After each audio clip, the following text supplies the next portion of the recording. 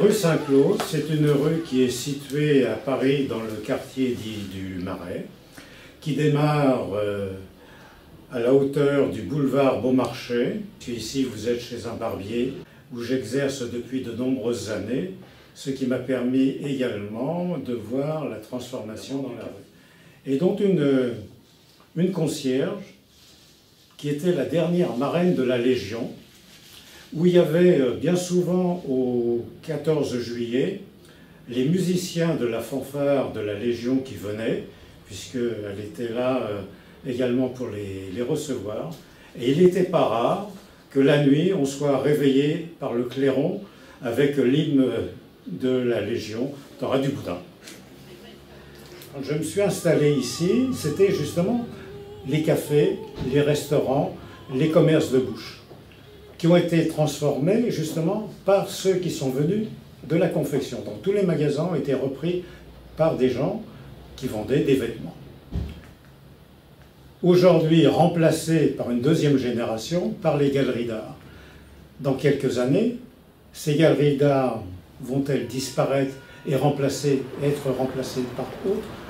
On ne sait pas. Les gens du quartier qui résidaient ont totalement changé, disparu. Maintenant, on peut dire on est dans Boboland. Les gens, évidemment, qui sont là en résidence secondaire, qui viennent quelques mois par an.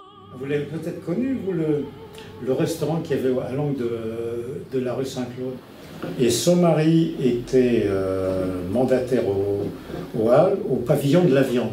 Et alors là, il y avait une viande extraordinaire. Donc, et alors, il y avait, et à l'époque, c'était très très drôle, il y avait un curé, qui était justement le curé du soir, et on se voyait là, et là, justement, il y avait cette convivialité. Quand vous aviez en face Café Mélanie, et Madame Mélanie, c'était une infirmière en chef des hôpitaux de Paris. Et elle avait trouvé ce café-restaurant. Et le midi, elle recevait donc en tant que restauratrice une douzaine de convives. Il y avait 12 steaks.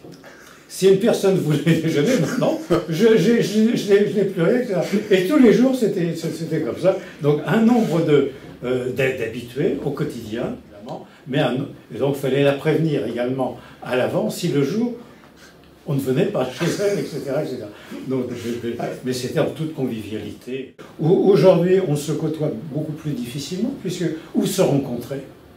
Il n'y a plus de café, il n'y a plus de restaurant, il n'y a plus de commerce, où se rencontrer? Il y a encore des gens qui se rencontrent chez moi.